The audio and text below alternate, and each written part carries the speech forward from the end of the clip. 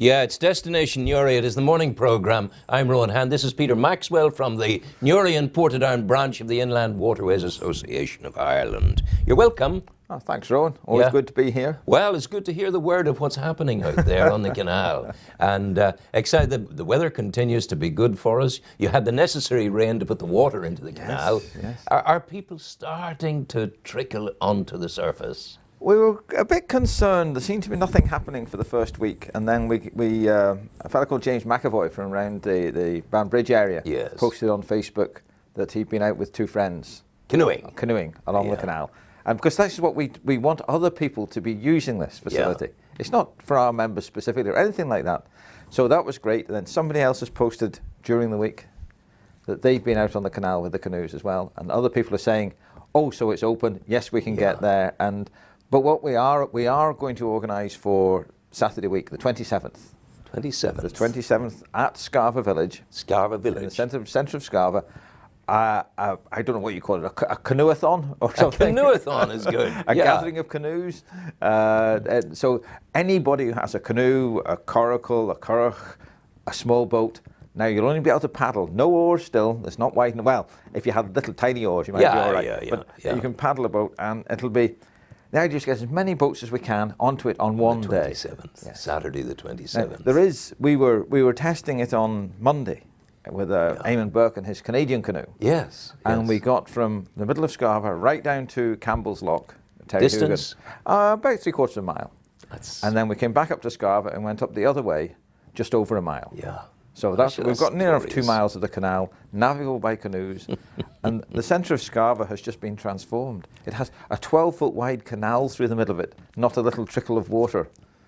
We're absolutely amazed the difference it's made to Scarva Village more than anything. You've no idea how happy these tidings are making me, because I never thought it would happen, ever thought. You're not the only one. I mean, 12 months ago, we didn't think it would happen. This all happened very suddenly. My goodness. You know, we just made a small presentation to the councils in November, and rather tongue-in-cheek asked them for the money for the materials.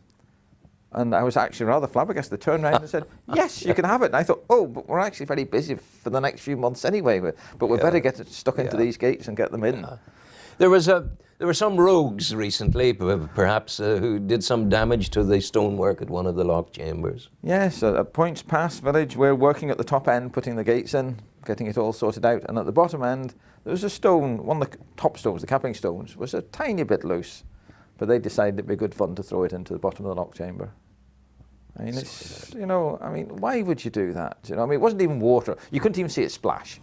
It landed on a bit of ground, dry ground in the bottom, you know, I mean, it's inexplicable why people do these things. What's it saying? Idle hands do mischief make? Idle hands, yeah. The devil makes work for idle hands as well. If you believe in the devil, he would, yes, indeed, Rowan, you know. This is my superb and sublime atheist. I don't believe in the devil either, I have to say.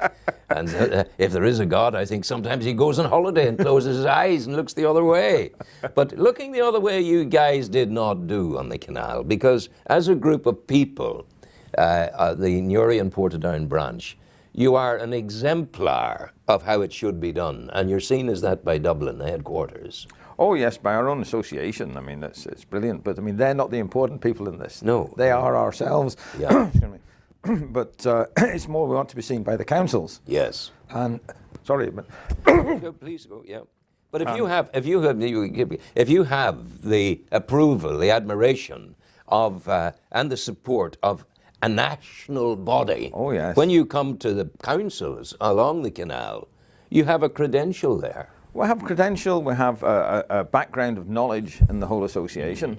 And we have funding if it's necessary, and we do have funding available for projects. Yes. You know, and we do intend to use some of that over the next year. Is that wonderful woman, the author, Ruth Delaney, is she still alive and well and doing her stuff within the As far as I'm aware, I saw her about 2.5 months ago, and I've had no word.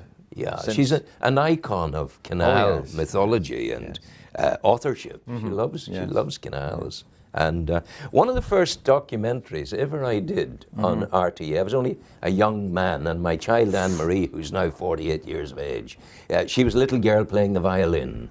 And it was done on radio, and it was produced by Dick Warner. And Dick and I worked together on it.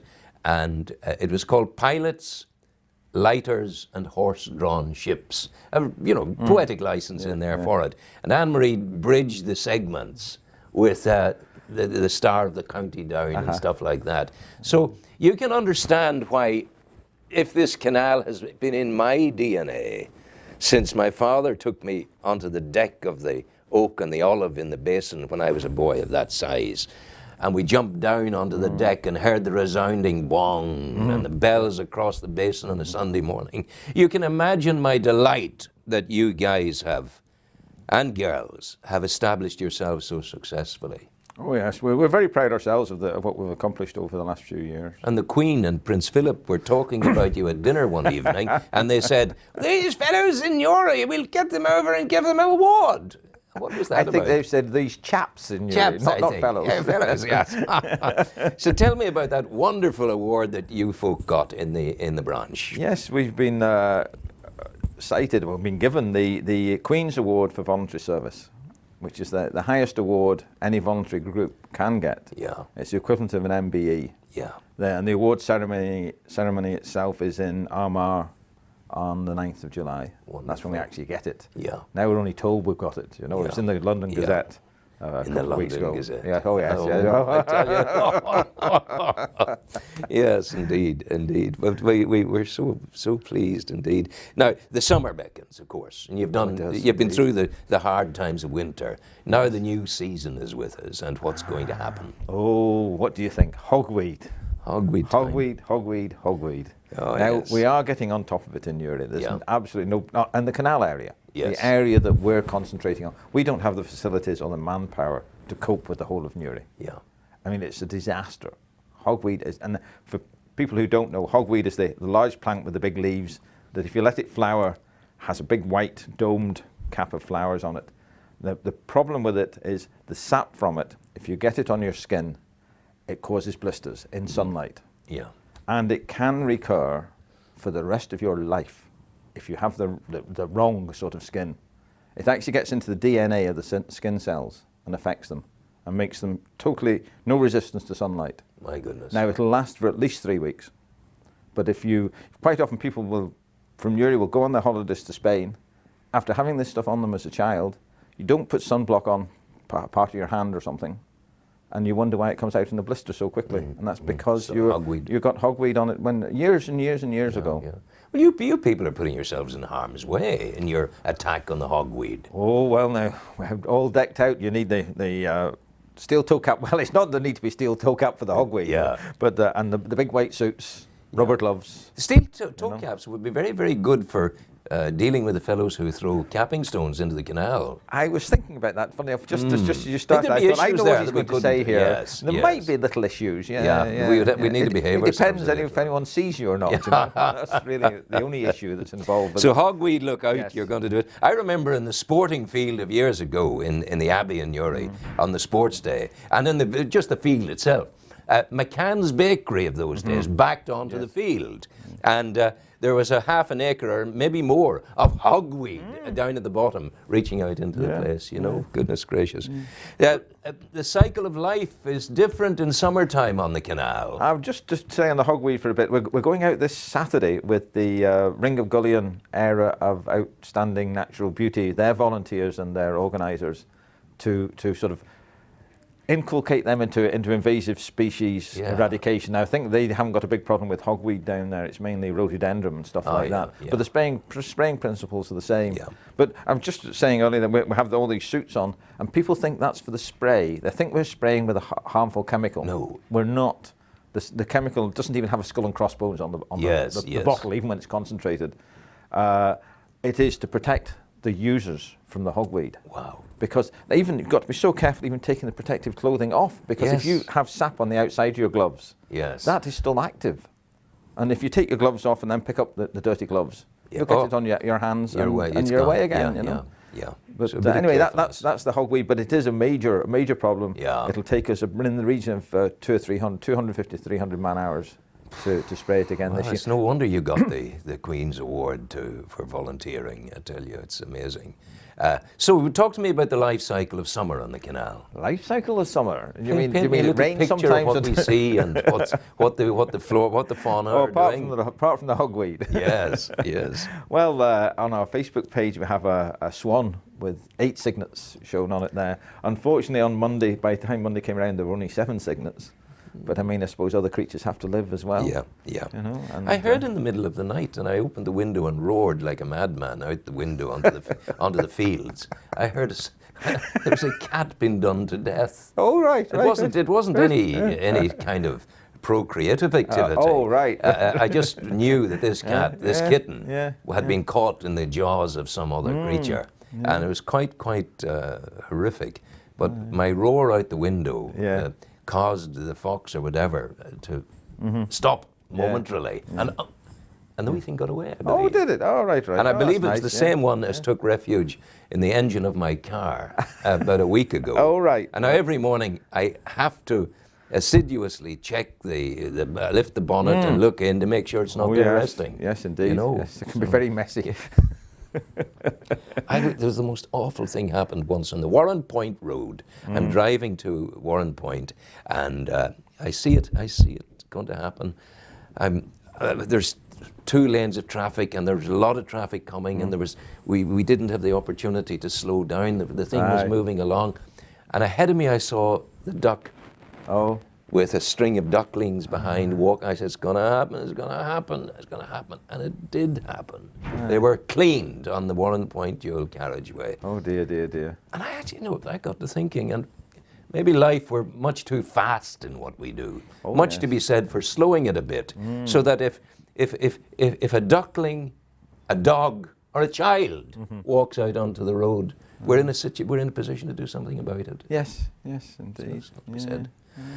I wish you go. Yes, the platform is yours, dear boy. Just saying that also we have a load of ducks. I believe there's some water rail nesting up towards Acton Lake as well, where our ornithologist, our bird watcher, has told us. And we know we have dippers. We're nesting in the lock at Terryhugan at Campbell's Lock, because we saw those ourselves. Yes. And with some sort of a swallow martin type creature, there's a hole in the stonework at Points Pass Lock between 2 of the large stones. They're in there. And you could see this bird would go fly straight in. I mean, my goodness. You'd see the size of the hole, you'd wonder, how on earth it gets in and out. Yeah, I was watching the swallows down in Spain. And their nests are magnificent structures in under the eaves, and they're out, and they just get in, out, away they go again, and it's amazing creatures all together. But that's their summertime, and then they come north to us. But it's an amazing feat of aeronautical navigation as they go. Well, that's it. Oh yes, they're absolutely marvelous. We also are still having the cycle safaris along the towpath, which is the first Tuesday of every month. So there's one on in July. That's going to grow. Starting from Scarborough. That's got to grow. It should do, yes, indeed. And the app is up and running now. We haven't got literature to give you any to show any proper at the moment. It's being printed while we speak. So hopefully by next week. But the things you're doing there, they are they will grow organically, if you like, in the life of the canal. Oh yes. And people will observe, as you say, when people came along and saw the house and the museum pieces in it, they said, we didn't know this, and they were keen and they were anxious and they saw the whole lot, Good. Oh, it's definitely growing. The association ourselves, we're growing, but what we're interested in is getting knowledge of the canal out to the public and use of it. I mean, it's a facility there. And so we're asking the 3 councils which have amalgamated to appoint a single officer. At the moment, they have 3 different officers in 3 different departments managing the canal, because one of them was tourism, one was arts and leisure, and so on. And we want to, that's the Armagh, Banbridge, Craigavon area. And Newry, of course, is a single area anyway, and it's not changed much from what it was. But we'd like to see a single officer between the 2 councils now, whose sole job is to organise work on the canal, because it's such it's an opportunity, such an opportunity for tourism, especially. Absolutely. Yeah. And you've demonstrated that it's doable. Oh yes. Scarva. Yes, I was just thinking this morning that Heritage Lottery funding said that to repair the 2 locks down at number 2 and number 3 at Ferns and Riley's Lock, that £9,000 wouldn't be enough. Is what they told me 2 years ago. And I wonder what they say now when we've built the 4 gates from scratch and installed them for £5,000. They wouldn't believe that volunteers could do that much work. I think we should bring them a large helping of humble pie. Ah, well, no. Let them eat it. I would just rather that they came back with a lot more money the next time we But sure, asked. maybe you've got them on the bounce. That you know, in 2000 when we looked for it, I did a project trying to get lottery funding for the whole canal between Uri and Portadown, and we didn't succeed. And they said no. But now you are succeeding, and you've got you have a template. Yes, well, the track record, a proven track record. Now, well. the water that you've got at Scarva, is that water that's going? It will remain there, will it? Oh yes. Well, now it depends how much rainfall we get. It's being topped up from Acton Lake at the moment. Yeah. A stream coming in from Acton, and those are really the only 2 sources. A tiny stream in Scarva, and it is still trickling over the top of the gates. Yeah. So the water is not going to fall. Yeah. And there is still water getting downstream. It's the same amount of water. People can't understand this. They'll say, oh, if you do that there'll be no water gets to any, but that's not right, because I mean, once it's filled up, it's exactly the same amount of water that's going in there is coming out of it. There has to be. Yes. But yes, for one day we reduced the water flow. Yeah, because it did fill up in one day. My goodness. It was absolutely amazing. You know, when you get one shower of heavy rain, it's amazing how much water's in it. Thank you very much indeed. Peter Maxwell of the Newry and Portadown branch of the Inland Waterways Association of Ireland.